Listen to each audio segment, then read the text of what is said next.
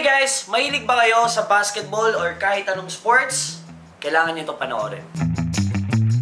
I-click ang link na nasa pin comment at ilagay ang promo code na GROSPE and click register. At dahil mahilig kayo sa sports, i-click ang sports and click basketball. At i-click ang ligang gusto at mag-bet. At sa unang deposit ay makakuha kayo na bonus na 7,000 pesos. Kaya ano pa ang hinihintay nyo? Mag-download na at maglaro na ng 1xBet.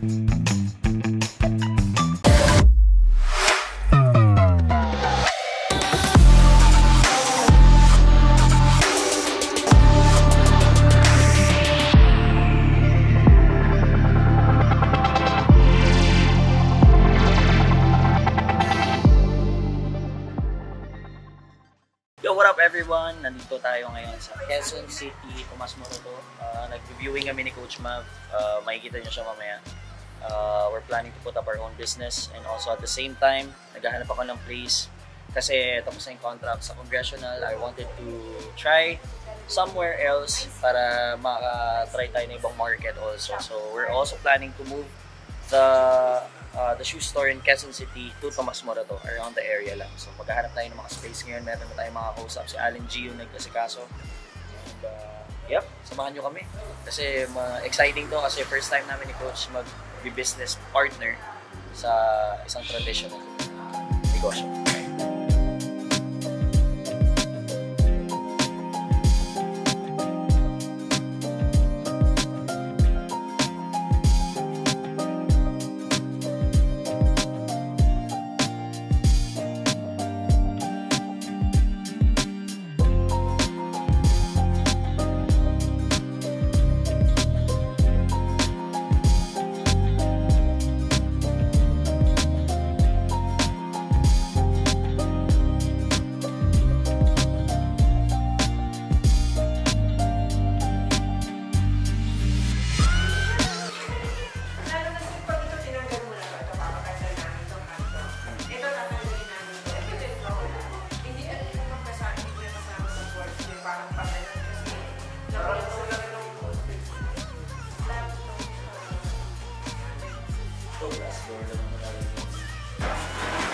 Tapos pag binuksan mo na ito, sir, parang siya malaki kasi binuksan mo na ito eh, kung nangyari. Eto, diba? Bubuksan mo siya, o all up yung wala mo siya nangyari. Sinarado na natin yun, para hindi siya parang.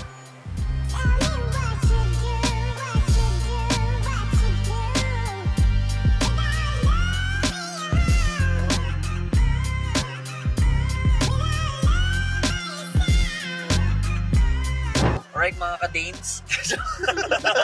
Hindi, papunta tayo ngayon. Kakatapos lang natin dito sa Tomas Morato. So most likely, mukhang 90 to 95% or 90% is mukhang kukunin na natin yung pwesto dito para ma-relocate na natin yung Congressional shop natin.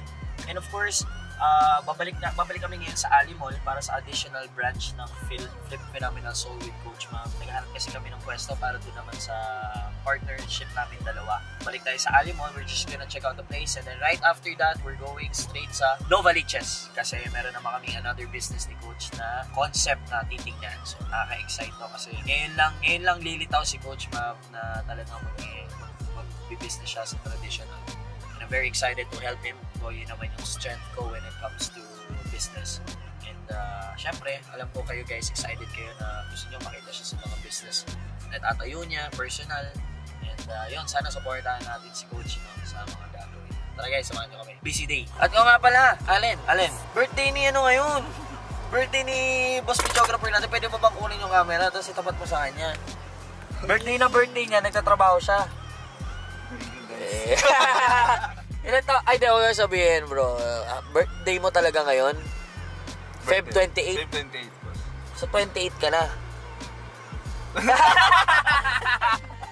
Hindi, birthday guys ni Marcel ngayon. Siya yung, kung napapansin nyo, siya yung bago nating editor and videographer. Siya pa lang mag-isa, pero planning to get one also para magkaroon tayo ng mga content sa Facebook, TikTok, and yun naman yung magiging focus ng isang editor videographer natin. So anyway guys, batiin natin si Marcel ng happy birthday dyan sa comment section natin at wish niya siya ng tumagal pa siya sa akin. Kasi syempre mahirap din ako katrabaho. Kasi sabi ko sa kanya, para kong trumpo, saan lugar ako napupunta.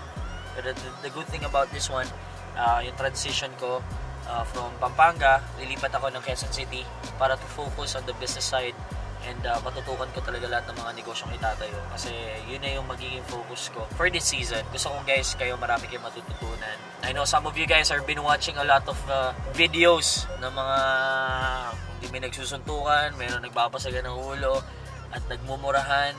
Pero gusto ko dito sa videos ko or sa channel ko, ma-inspire kayo kung paano mag-work, kung paano mag-grind every day. It doesn't matter what kind of business you are in, what kind of industry you are right now. Ang importante is you just need to keep, building. Parang Monopoly. But tayo ka lang ng tayo. Pag successful, okay. Pag hindi, try again and then build a new one. So that's what we're trying to do. I wanna teach you guys, lalo na yung mga kabataan ngayon, na it doesn't matter kung ilang taong ka na.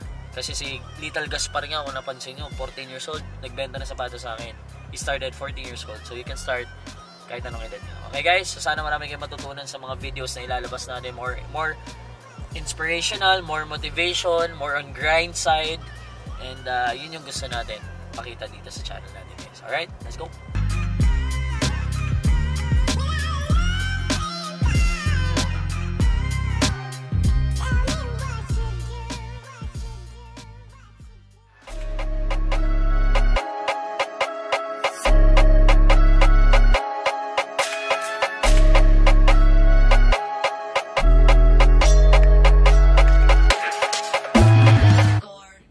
What's up guys, it's your boy Carlo Pacalit again and nandito tayo sa isang episode ng sneaker review. So magre-review tayo ngayon ng hindi lang isa kundi dalawang sapatos na feeling ko ito yung pinaka the best review ngayong taon. Pero too early to say kasi March pa lang ngayon, so tara, samahan nyo, let's get into it.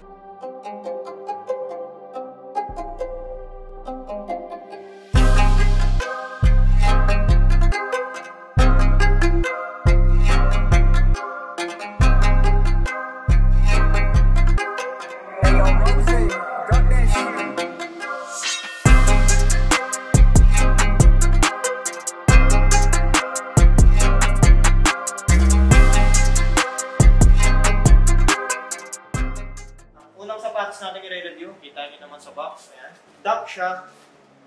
Ayan.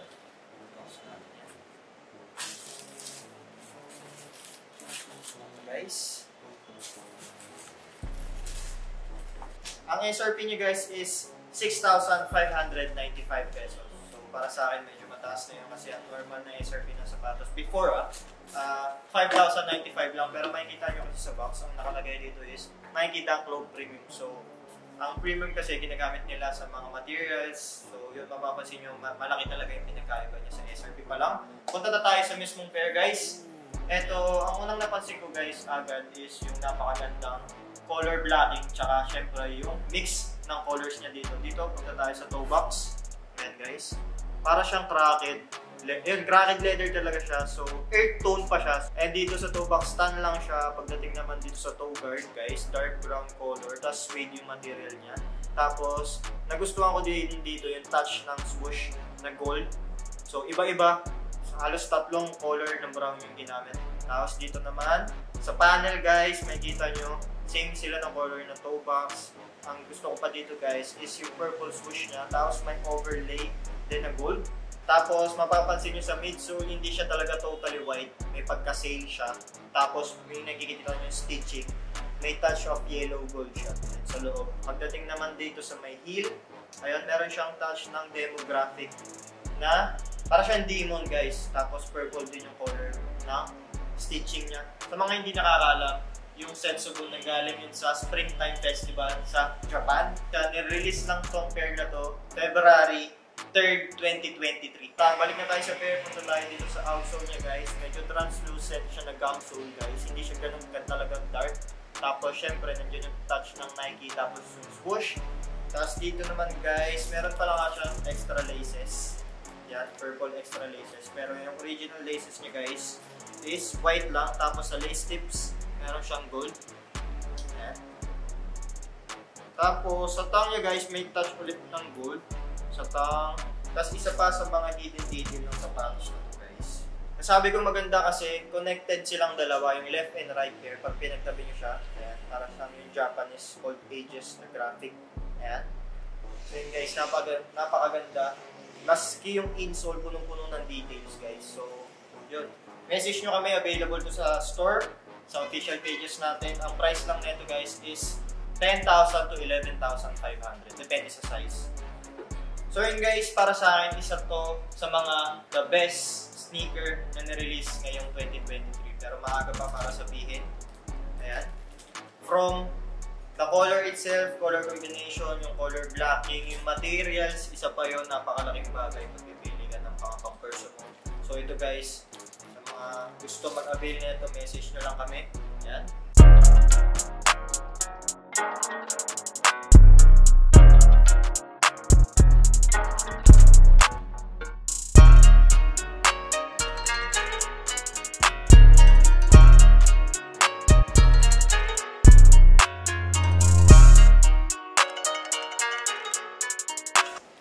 Guys, ito yung isang pair na sinasabi ko sa inyo. Yan, sa box pa lang mapapansin nyo na hindi talaga siya general release. So, sa box, ayun, may pagka-marble siya. Hindi ko alam kung bakit ganun. Pero ang pair na to is sa China tsaka Hong Kong lang to na-release. Limited to 5,000 pairs. So, alam nyo na siguro to. Jordan 1 Low Chinese New Year of the Rabbit. May price pa siya na 1,199 Chinese Yuan RMB. So, kinonvert ko kanina nasa around 9,500 siya, 8 peso. So, yun pa lang yung retail niya, guys. So, yun, madalas maglabas ng limited release or numbered pairs lang kapag sinabing Jordan 1 Low Chinese New Year. Nag-start pala yun, year 2020, correct me if I'm not mistaken, guys. Ang unang nilabas na Jordan 1 is year 2020, Year of the Rat, guys. Ito yun, limited to 5,000 pairs lang yun. Tapos ang sumunod naman is Year of the Ox, year 2021, syempre 8,500 pairs lang in-release nun. Ito yun, guys. Tapos, Year of the Tiger naman, year 2022, 5,000 pairs lang din yun. Ito yun, guys. Tapos, Year of the Rabbit, which is, ito yun, 5,000 pairs lang din na-release nito, guys. Worldwide, tsaka pagkakaalam ko, punta na tayo dun sa mismong pair. Yun. Una, tingin pa lang dito guys, nagustuhan ko na rin yung color blocking niya. Ang mga madalas na tumataas na colorway ng mga Jordan is yung mga earth tones simula nung naglabas ng mga Travis Scott. Yung nag-pre-order kami na ito nasa around 20 to 30,000 lang. Tapos nung dumating yung pair sa amin around February, nasa 40 to 50,000 na agad. So, ganun kalaki yung ginap ng price niya. So, napaka-grateful natin na may mga dumating tayong pairs, may mga na-order tayo. Sadly lang, hindi lahat ng pairs na in-order natin dumating. Pero yun, available to sa atin sa store. Ano tayo dito guys? Ayan, makikita nyo. Full suede material dito sa toe box. Para siyang dirty white yung color niya guys. Tapos dito naman sa toe guard, dark brown. Tapos mafe-feel mo talaga yung pagka-shaggy. Para mafe-feel mo talaga yung team na Rabbit. So, yung pagka-shaggy siya dito sa toe guard. Kasi sa laces naman, napaka-interesting din kasi furry laces yung ginamit niyo guys. Pero sa pagkakaalam ko, meron siyang extra set of laces dito sa loob. Tignan natin. Ito naman guys, yung extra set of laces niya, isang flat ring laces. So yun. Pero para sa akin, siguro kung bibili ako, ito na yung gagamitin ko. Pero bagay naman siya parehas. Napakaganda kasi ng color blocking niya. Ang dali pagpapalit-palitin ng mga lace. Tapos punta tayo dito guys sa tang niya. Simpleng Nike Air tapos red lang yung stitching. Sa loob naman ng tang, mapapansin nyo na yung pouch niya, yung rabbit, tapos kung anong individual number niya. So, 5,000 pairs. So, pang 3,839 itong hawak natin. Size 8.5. Okay, so, ang kapal din ng fur laces niya. Yung original laces niya. Tapos, punta tayo sa insole. Red siya, tapos meron siyang rectangular patch, tapos Jumpman. So, yung team kasi nito guys, Lunar New Year. So, nakuha niya yun para sa akin. Napakagandang addition na color red dito sa pair na to, kahit tago. Tapos, punta na tayo ulit dito guys. Sa sock liner niya guys, terry cloth yung gamit. Tapos, dark brown. Tapos, nandun pa rin yung pagka-shaggy niya. Ayan. So, siguro para hindi masyadong pag naluma siya kasi dumihin yung mga gantong material mahirap. Isa to sa mga pinaka-hate ko tsaka pinaka-mahirap kasi linisin yung mga gantong material yung suede. So siguro kaya nila ginawang dark brown. Syempre, sa sock liner dyan, madalas magdumi agad yung sapatos. So napakaganda nun. Tapos dito naman guys sa heel, nandyan yung metallic, aged metallic gold yung ginawa nila. So mapapansin nyo, hindi siya pantay. Sadya nila yun guys, hindi siya naluma sa amin. Aged metallic gold na Air Jordan Wing logo. Tapos sa swoosh naman, tsaka dito sa panel, medyo hindi siya pansin pero dito medyo tan siya, tapos dito dirty white blend. So dito naman sa heel guys, maraming sabi hindi nila gusto. Kasi parang ito lang daw yung naging isang part na bluish gray yung kulay niya. So maraming sabi na ayaw nila to. Sana ginawa na lang din daw na dirty white or brown. Punta naman tayo sa midsole guys. Sale ulit siya. Tapos ang stitching niya sa loob is parang white lang. So napakaganda din nun. Dito naman guys, translucent yung outsole niya. Pero medyo mas dark to dun sa Setsu 1. Pero pa isang rumor na lumabas dahil China tsaka Hong Kong exclusive lang itong release. Maglalabas daw sila ng unnumbered pairs neto para syempre maka-avail yung mga di nakakuha. Especially sa US, sa ibang country. Para sa akin guys, ito yung pinakamagandang Chinese New Year edition na nilabas nila. Syempre napakaganda ng color blocking, yung material niya kahit hindi ko siya gusto. Nagustuhan ko yung color combination niya. Tsaka syempre, 5,000 pairs lang ito. Napaka-konti nun. Kumbaga sa sapatos na i-release. Sa buong mundo, 5,000 pairs. Tapos, meron pa tayo dito sa store.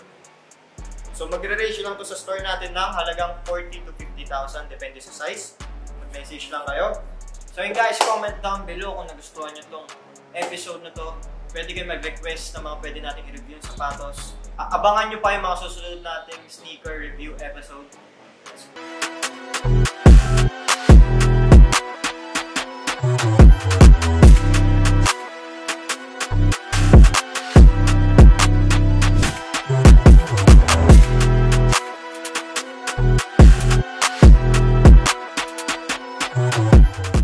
Welcome back, it's your boy Labo guys. Yan, nakasult tayo ng Boss & Pound na size 9.5. Yan. Ito nga pala si Boss Nelson. Hi, Boss Nelson. Yeah, shoutout ko lang yung wife ko, yung mga anak ko nandiyan sa labas naghihintay, yung mga family ko. Kung napansin nyo, si Boss Nelson lagi napunta ng PUC ito. Kasama yung mga family niya lagi. And then, dinala niya yung pamangkin niya. Boss? Galing Australia. So, yung upload doon. Yun, maraming salamat. Boss Nelson, yan. Ito yung mabili niya, Lost and Found. And then, syempre, Flip may shorts. Yan, to support natin si Boss. Yan, Street Couture. At yung shirt natin na Flip. Yan. Maraming Thank you so much, Boss Nelson. Thank you.